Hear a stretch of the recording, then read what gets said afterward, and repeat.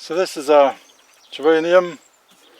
These are ones we potted by seed, and now we can see the first original head has died off and it's now making a bit of a mess.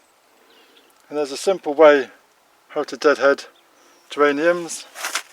You get the stem, you follow it right down to the bottom, and then you just snap and we take off the dead head.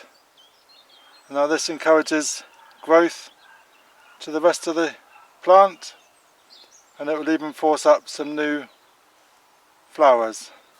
As we can see, this one's dying off, but there's still buds around, so we'll leave that one. The one on the back here, we're just going to remove that,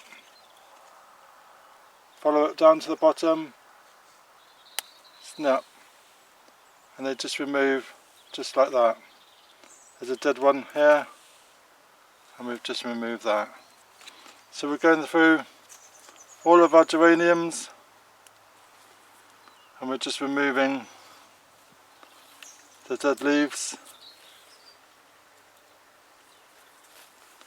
And there we go. That's how to deadhead your geranium. Quick and easy.